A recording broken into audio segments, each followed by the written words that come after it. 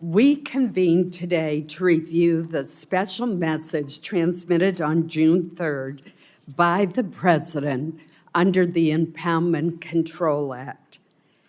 That message proposes to rescind $9.4 billion in previously appropriated funds, including $1.1 billion for the Corporation for Public Broadcasting and $8.3 billion for foreign assistance.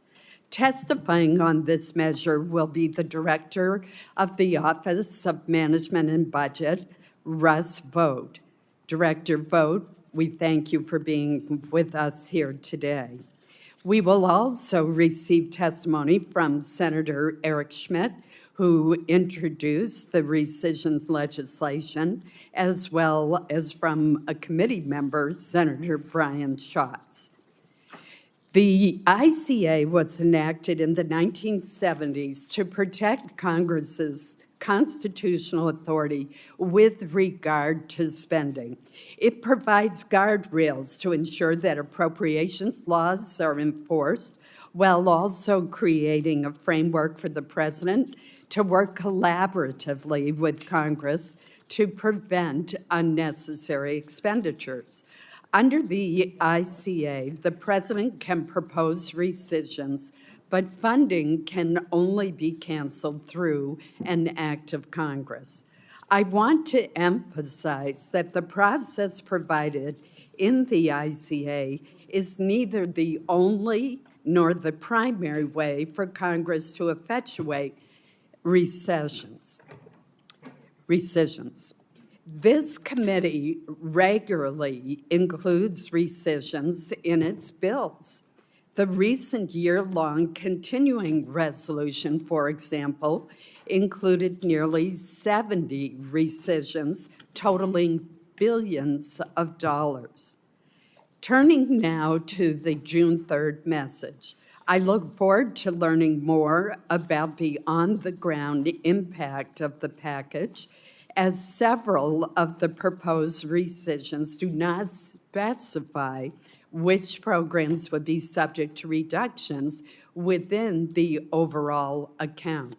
For example, the message proposes a $500 million cut to the Global Health Programs account, but it does not indicate whether life-saving programs like Gavi, the Vaccine Alliance, would be affected. This amount is on top of program terminations and suspensions pursued as part of the administration's foreign assistance review and reorganization of USAID.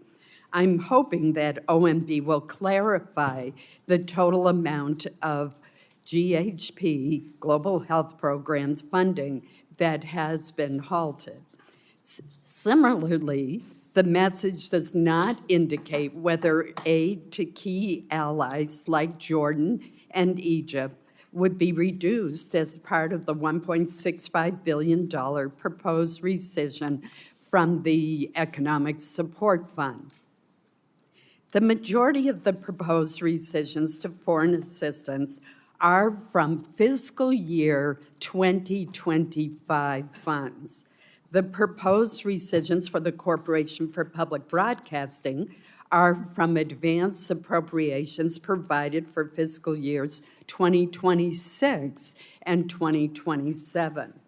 What this means is that this rescissions package, for the most part, has nothing to do with the lengthy list of questionable activities identified by the administration that were paid for with prior year funds. I certainly agree that the taxpayers of the United States should not be paying for things like promoting vegan food in Zambia. However, these and other controversial and questionable projects were the product of the misguided priorities of the Biden administration. Unless the current administration plans to continue these controversial projects that it has identified, which I very much doubt, those projects alone cannot be used to justify the proposed rescissions. I am confident that the Trump administration would not allow this kind of wasteful spending. I do want to know two areas of particular concern to me. The first is the proposed $400 million rescission of funding for the President's Emergency Plan for AIDS Relief, better known as PEPFAR. Launched in 2003 by former President George W. Bush, PEPFAR has saved more than 26 million lives and enabled 7.8 million babies to be born HIV-free to mothers living with HIV. This program remains a bipartisan priority of Congress. After years of commitment and stable investment, the finish line is in sight. The United States has the tools to fulfill PEPFAR's mission and get the job done while transitioning HIV/AIDS treatment and prevention to country ownership by the year 2030. Cutting funding now, funding that is aimed at preventing disease transmission, would be extraordinarily ill-advised and short-sighted. The second area I want to highlight is the proposed elimination of advanced appropriations to the Corporation for Public Broadcasting. The vast majority of this funding, more than 70%, actually flows to local television and radio stations.